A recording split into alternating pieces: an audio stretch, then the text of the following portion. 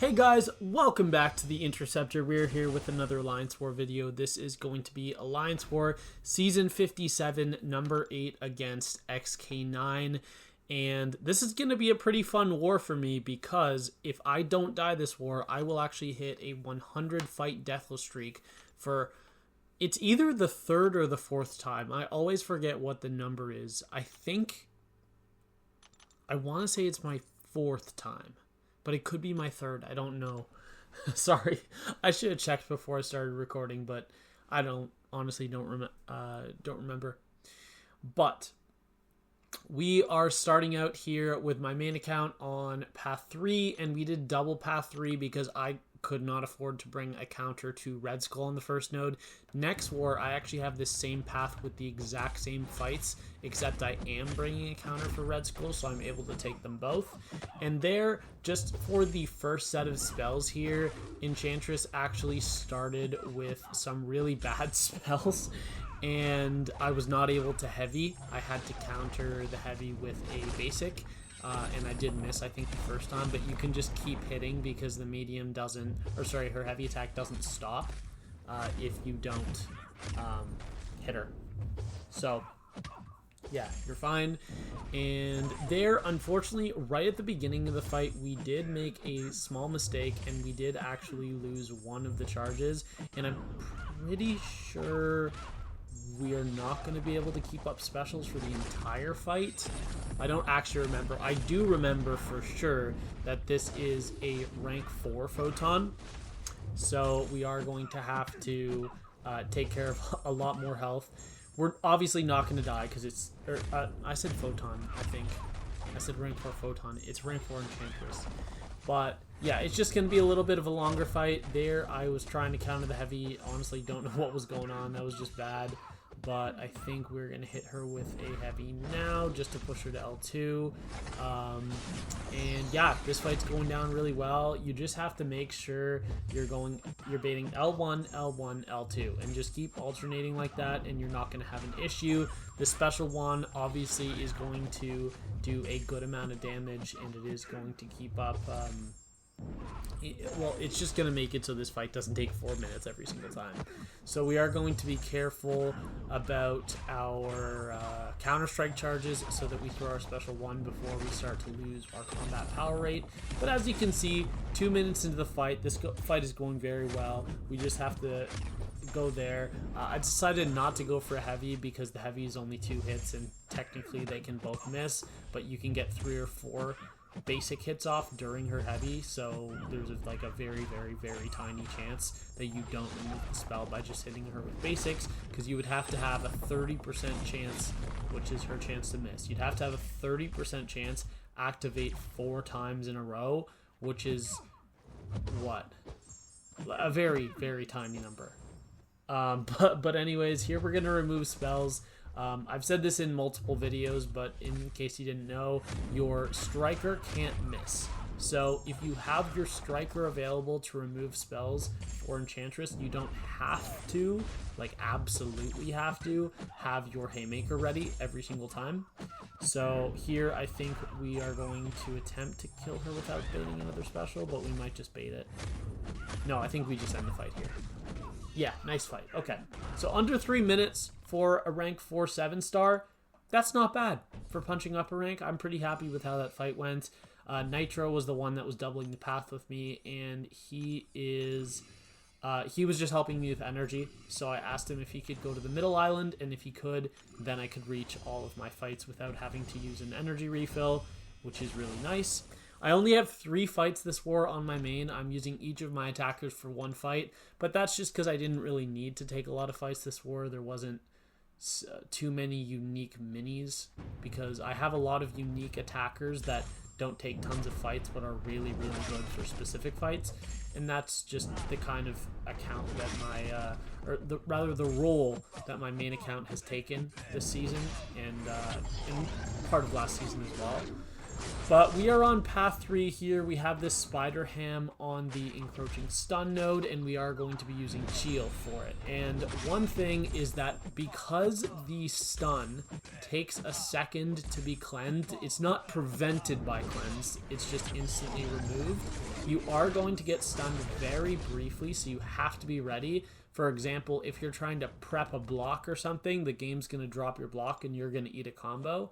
But if you're just ready for it, like you're hitting them or just you're in a scenario where you're able to react right away, then you are going to be fine. And that fight went down very quickly. So now we have Mr. Sinister on Safeguard, and we are bringing Guillotine 2099. And you might think, Sam, what the hell is this matchup? Why are you doing this in war? The honest reason, I needed a robot for this fight. She was my highest robot. That's the honest reason. If I had Warlock, I would have brought Warlock. I don't own him as a 7-star on my main. I have him as a rank 3 7-star on my alt, but I do not own him on my main account. So my rank 2 Guillotine, I mean I had another robot at rank 2. I had Deathless Vision, but Guillotine doesn't crit, so she's perfect for Sinister. You can just spam Special 1, and you can bait Special 1 as much as you want to, because you're never going to have anything inflicted on you. Sure, he's going to have some bleeds and he's going to heal, but your damage is going to ramp. You're going to do more and more. Your DOT is going to do more damage. And it's just a really, really straightforward, easy matchup. So I knew there's no chance I would die in this fight. Like, absolutely zero chance. This might have been one of the easiest Alliance War fights I have ever done in the history of MCOC.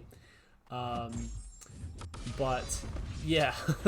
And it was kind of funky to assign Guillotine 2099. I don't know if you guys know, but I am the one that does assignments in my battle group, but I've actually been unable to do the battle group assignments so far this season, and this was the first one that I did by myself. I have assisted in some, like I've been there with one other person and we just did the whole plan together, but this is the first one that I've actually done.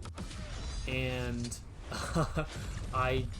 yeah, it was just funny because no one in their right mind would assign this. They would just send someone that has like a rank 3 Warlock or whatever it happens to be. Technically, I have a rank 5 unascended Nimrod who probably would have done this fight faster. Definitely would have done this fight faster. However, Nimrod is Nim mid, and I will refuse to use him at any single opportunity I have. I will just not use him.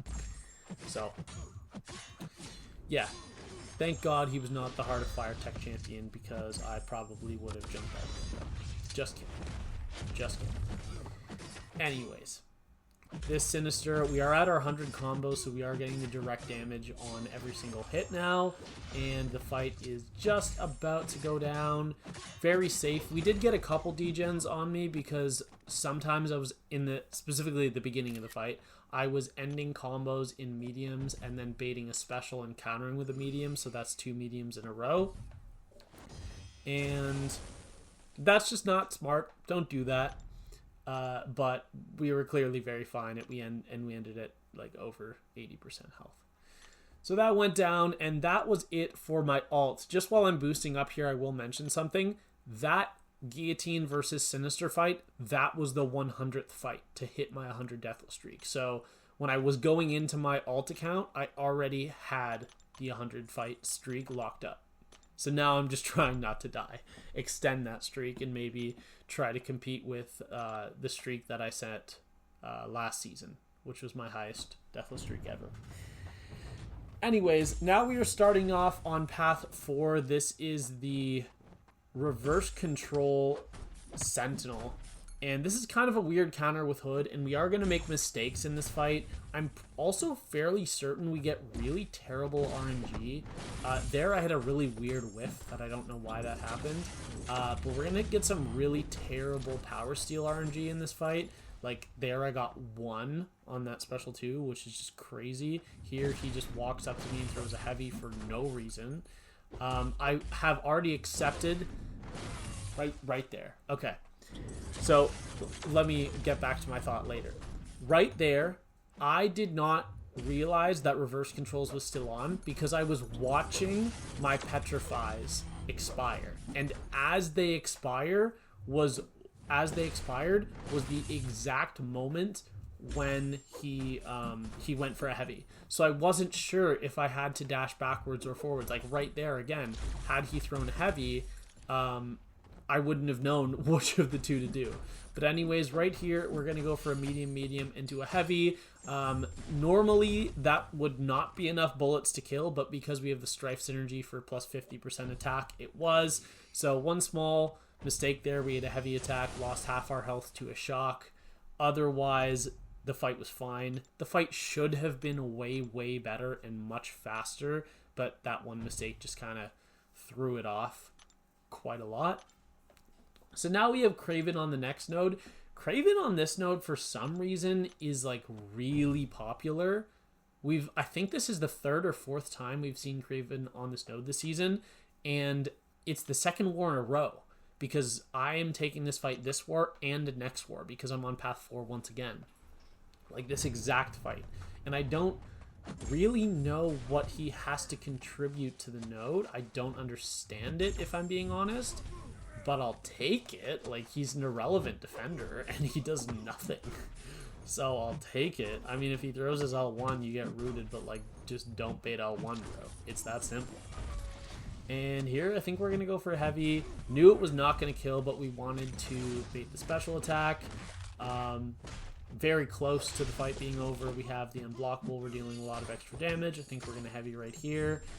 Does not kill, and then we are going to, yes, hit him with a stand-up light intercept. I do like to do that a lot because 9 times out of 10 the defender will go for it. It's just really funny. And then here, we don't go for a medium attack because if your medium attack kills, I'm pretty sure you still lose the bullet. And because I had only 1 hit consumed so far in my miss, I knew I had another guaranteed one, so I just let him hit into me and hit him with a light. I honestly should test if it works like that because I don't know. I was just doing that to account for the risk of it potentially happening, but I honestly don't know. So now we have Attuma on high energy diet with Hood. This is a bad matchup. Don't take this if you are not an absolute psychopath and enjoy sending Hood into terrible matchups. Hood is a awful counter to high energy diet. Genuinely terrible. Don't do it ever because his special attacks, which is probably like 60% of the hits you're going to be doing in the whole fight, is all damage, and also your detonation damage is all energy. So that's just straight up not doing damage. However, the way I decided I was going to be playing this fight was that I was going to only hit with basics and just soak up the Thorns damage. That was the idea for this fight. Just completely do Thorns, just soak up the Thorns damage. Do not care. Hit him with basics. My basics are not energy, so you can safely do that. And then we are going to hit him with a couple extra heavies. There we had a extra hit to miss. And then here he's at 1%, and I just throw the L3.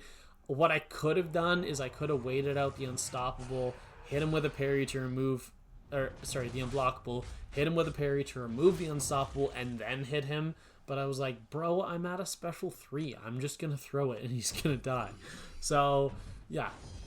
This is the kind of matchup that I will very strongly say do not ever send that matchup. I only did it because I'm a crazy person. But it works. It does work. You know what doesn't work is Hood versus Attuma on Hazard Shift, because instead of reducing his ability accuracy, you're increasing it, and you almost get nuked, as I found out last season, but I barely survived. Anyways, let's get on to our next fight here. We have Hood versus Thanos on, what's this node called? Power Snack? Is that what the node's called? I can't remember what the node's called. I feel like it's called Power Snack. Either way, Hood counters this very well because when you throw the L2, you inflict a Fate Seal, so the opponent will not be able to gain any buffs until it expires, and you obviously have your staggered as well. Now this fight is going to go badly. The reason this fight is going to go badly is because I am a moron, and I'm just gonna play it really terribly. I forgot something about this matchup. Something important, something you need to remember if you're taking this matchup. Thanos' ability accuracy is increased, his personal ability accuracy, which means that while Hood would normally shut off Power Snack with the Fate Seal, he doesn't against Thanos, which means every single time in this fight that you activate your invisibility, unless you have just triggered the Power Snack, it's getting nullified, and you can't prevent it. So what you have to do, you 100% have to do, is you have to trigger Dex and then invisibility. But I'm just not going to do it, and I don't know why. My brain was like completely turned off. He was down to like 14% health. Now he's back up to 60. Now, the nice thing I will mention is that his protections can each only trigger once, which means that even though he's going past 50% and past 25%, he cannot re-trigger those protections. He only gets 3 per fight. The first time he hits 75, the first time he hits 50, and the first time he hits 25. So you can still build up stuff and nuke him from 100% with 1 heavy if you've already triggered all the other protections, which is basically what we did there. We got him to just under 50 and then hit him with a heavy. But yeah, now we're on to the mini bosses. We have 5 mini bosses today, so a very big war for Hood. We're starting out against Node 38 Sersi. I think right here we're going to hit her. Oh, no, we probably could have hit her with a heavy before we remove the protection. That would have been a little bit smarter, but I guess this works too.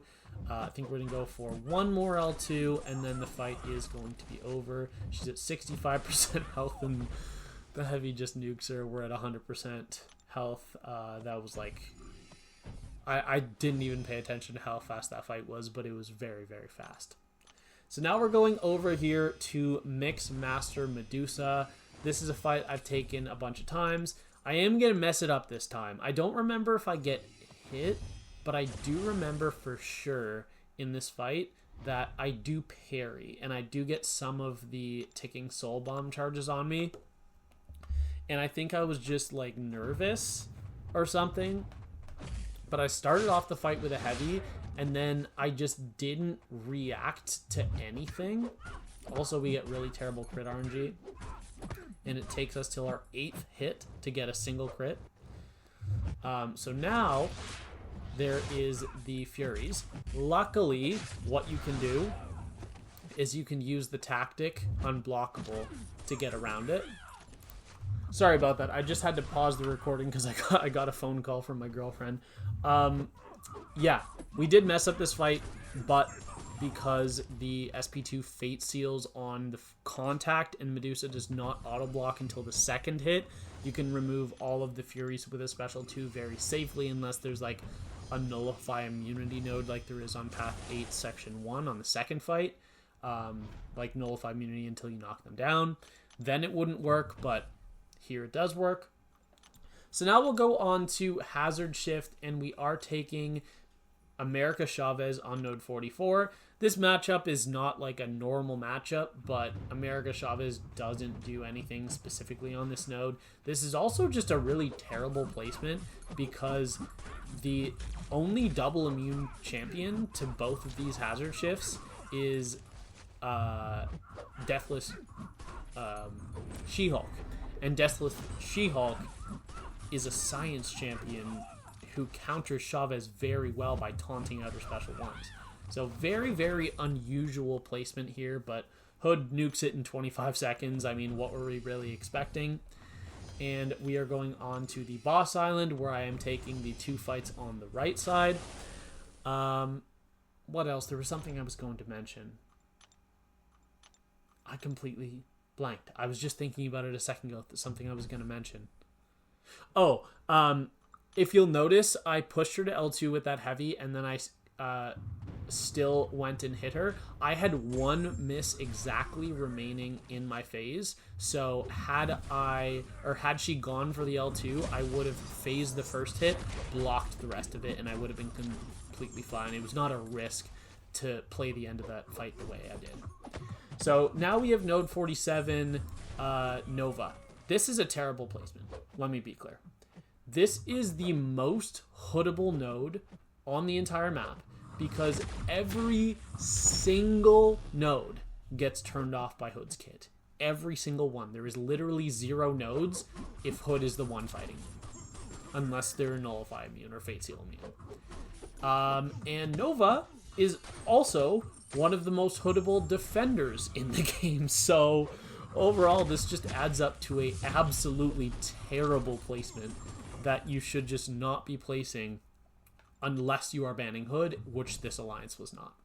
So here, Polly was just moving up to put a Wags pre-fight on this Maestro because this is a rank 4 7-star Maestro, a very beefy boy, and on this node it is actually a really tough fight with Hood.